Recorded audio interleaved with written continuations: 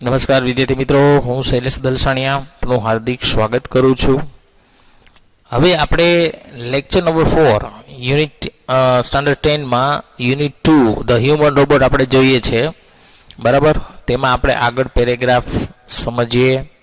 બરાબર, એટલે પેરેગ્રાફમાં વ્યવસ્થિત ધ્યાન રાખજો, ભાષાંતરમાં, ટ્રાન્સલેશનમાં, જેથી કરીને તમારે કોઈ પ્રશ્ન ન થાય. જોઈએ 10મો પેરેગ્રાફ આપણે પહોંચેલા છીએ. Counsel Goyal clear his throat. Clear કરવું એટલે સાફ કરવું, હિઝ થ્રોટ એટલે ગળું. આ રીતે કરીએ ને એ રીતે કે counsel Goyal clear his throat, કે વકીલ ગોયલ એનું નામ શું છે? વકીલ ગોયલ. ગોયલ એનું નામ છે. કાઉન્સલ એટલે વકીલ થાય. કાઉન્સલનો બીજો મિનિંગ થાય સલાહકાર પણ થાય. અને counsel Goyal clear his throat, કે વકીલ ગોયલે તેનું ગળું સાફ કર્યું. And reached closer to the જજ, અને તે જજની નજીક ગયા. કારણ કે હવે આ મુદ્દો છે શેનો હતો? તો કે કોર્ટમાં જવાનો હતો. Considering mister Chopra's explanation. Explanation એટલે સમજાવો.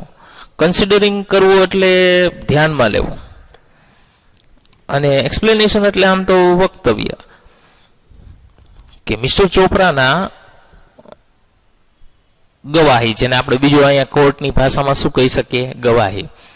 કે મિસ્ટર ચોપરાની ગવાહીને ધ્યાનમાં લેતા, and the happening of the last few days, અને જે થોડાક દિવસોમાં જે થયું, when so many jewellers. Jewellers એટલે જે સોની, જે જ્વેલર્સની જેને દુકાનો હોય એને શું કહેશું આપણે? જ્વેલર્સ.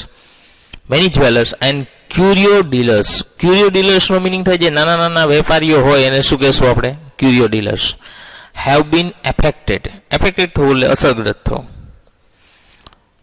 અને થોડાક દિવસોમાં જે જ્વેલર્સ અને ક્યુરિયો ડીલર્સ જે અસરગ્રસ્ત થયા છે, it seems important to know the working of Ramsingh robot. It seems એટલે લાગવું, ઇમ્પોર્ટન્ટ એટલે અગત્યનું, ટુ નો એટલે જાણવું, કે તે જાણવા માટે અગત્યનું છે. To working of Ramsingh robot, કે રામસિંગના કાર્યને જાણવું અગત્યનું છે.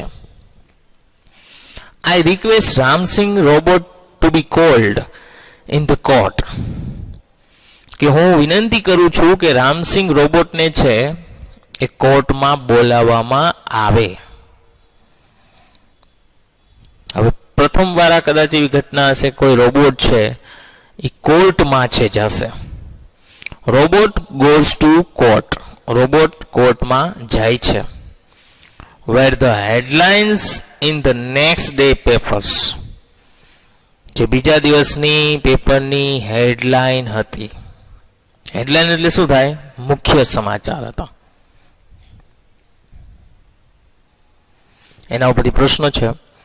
What happen after Prem Chopra was arrested. કે પ્રેમ ચોપરા છે, જો કે આના પ્રશ્નો નથી, બરાબર, એ આપણે આગળમાં જોઈશું આપણે. બરાબર, ત્યાર પછી જોઈએ છે ધ નેક્સ્ટ ડે. બીજા દિવસે the court was overcrowded with people keen to watch a robot in the witness box. Keen to watch. Overcrowded એટલે ભીડ થવી, એમ વધુ પડતી ભીડ. બીજા દિવસે કોર્ટમાં છે એ રોબોટને વિટનેસ બોક્સમાં જોવા માટે ભીડ ઉમટી પડી. Counsel Goyal was ticking points. Ticking કરવું એટલે ટીક કરવું. Points till the last moment. કે કાઉન્સલ ગોયલ છે છેલ્લી ક્ષણ સુધી તેના પોઈન્ટ છે ટીક કરતા રહ્યા.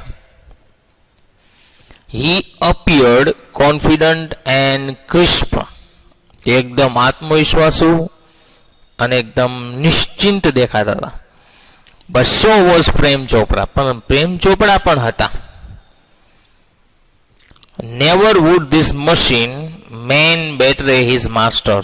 બેટરે કરવું એટલે છેતરવું, વિશ્વાસઘાત કરવો. કે ક્યારે આ યંત્ર છે અથવા મશીન છે એ તેના માલિકનો વિશ્વાસઘાત કરશે નહીં. ધ પ્રોસિડિંગ બિગેન, પ્રક્રિયા શરૂ થઈ. And Ram Singh 070 appeared in the witness box. અને રામસિંગ 070 છે એ વિટનેસ બોક્સમાં દેખાયા. એના ઉપરથી પ્રશ્ન છે કે why was the court overcrowded with people, કે શા માટે કોર્ટ છે એમાં ભીડભાડ હતી. તો કે the court was overcrowded with the people because they were keen to watch the robot in the witness box. કારણ કે તેઓ છે રોબોટને વિટનેસ બોક્સમાં જોવા ઈચ્છતા હતા અથવા આતુર હતા. કાઉન્સિલ ગોયલ અપિયર્ડ, આ વાક્ય પૂર્ણ કરવાનું છે એટલે એમાં શું આવશે? Confident and crisp. કે કાઉન્સિલ ગોયલ છે એ કોન્ફિડન્ટ એટલે કે આત્મવિશ્વાસ અને મજબૂત અથવા નિશ્ચિંત દેખાતા હતા. Why was Prem Chopra confident? પ્રેમ ચોપડા શા માટે આત્મવિશ્વાસ હતા અથવા આત્મવિશ્વાસ હતો એમ? તો કે પ્રેમ ચોપડા વોઝ કોન્ફિડન્ટ, પ્રેમ ચોપડાને આત્મવિશ્વાસ હતો બીકોઝ, કારણ કે હી ન્યૂ ધેટ, કારણ કે તે જાણતા હતા કે the robot would never betray his master, કે રોબોટ છે તેના માલિકને ક્યારેય છેતરશે નહીં.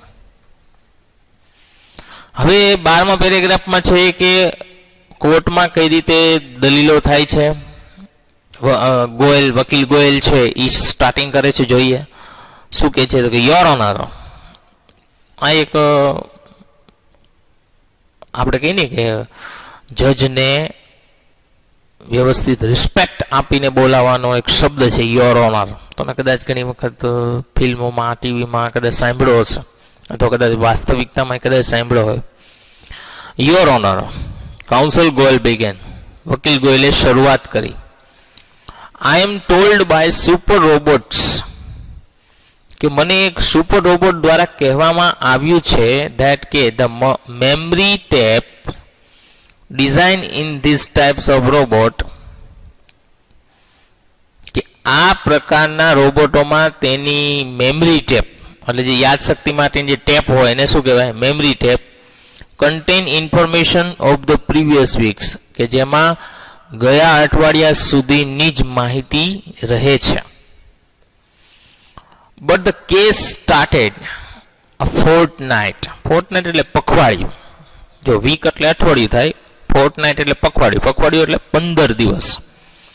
But the case started a fortnight after the incident, કે આ ઘટના બની પછી ત્યાર પછી 15 દિવસે કેસ શરૂ થયો હતો. The needed information must be wiped out, wiped out થવું એટલે કે ભૂસાઈ જવું, કે જરૂરી માહિતી છે એ ભૂસાઈ ગઈ હશે. ધ જજ સેડ, જજે કહ્યું. Counsel Goyal smiled softly staring at Prem Chopra, કે વકીલ ગોયલે છે સ્ટીરિંગ કરવું એટલે આમ તાકીને જોવું અથવા નજર કરવી. પ્રેમ ચોપડાએ કાઉન્સિલ ગોયલે છે પ્રેમ ચોપડા સામે જોઈને સ્માઇલ કરી. Sir, the robot has been switch out of operation ever since. Switch out કરવું એટલે બંધ કરી દેવો, કે સર રોબોટને છે ત્યારથી બંધ કરવામાં આવેલો છે. એટલે મીન્સ કે એમાં એવું હતું કે રોબોટ પકડાનો ભેગો એને શું કરી દીધો છે? સ્વિચ ઓફ કરી નાખ્યો છે. એટલે એની મેમરી ગઈ હશે નહીં, નહીતર તો એક અઠવાડિયામાં તો ભૂસાઈ જાય, પણ એની મેમરી હજુ એમ જ છે. પ્રેમ ચોપડાઝ ફેસ ફેલ, પ્રેમ ચોપડાનો ચહેરો પડી ગયો. બટ હી વોઝ કોન્ફિડન્ટ, પરંતુ તે આત્મવિશ્વાસ હતો. Ramsingh 070 would obey his master, કે રામસિંગ 070 તેના માલિકને અનુસરશે. ધ સિક્રેટ વેર શીલ્ડ, કે રહસ્ય અકબંધ હતું. શીલ્ડ હોવું એટલે શું થાય? અકબંધ હોવું. એના પરથી પ્રશ્ન છે. પહેલો પ્રશ્ન છે, વાય ડીડ ધ જજ feel that needed information must have been whipped out? કે શા માટે જજે એવું લાગ્યું કે જરૂરી માહિતી છે ભૂસાઈ ગઈ હશે?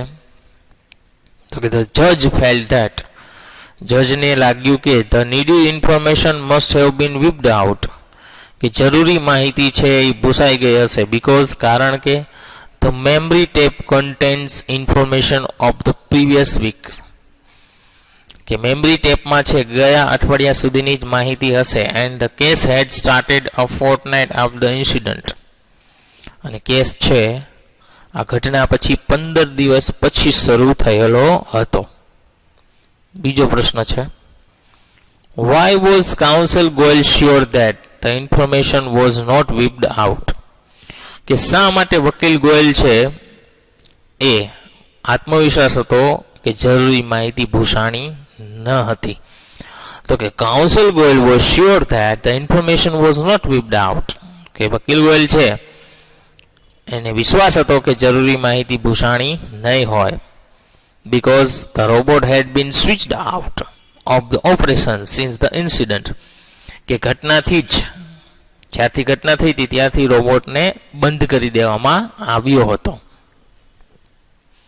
ત્રીજો પ્રશ્ન છે, why was Prem Chopra confident, કે પ્રેમ ચોપડા શા માટે આત્મવિશ્વાસુ હતા?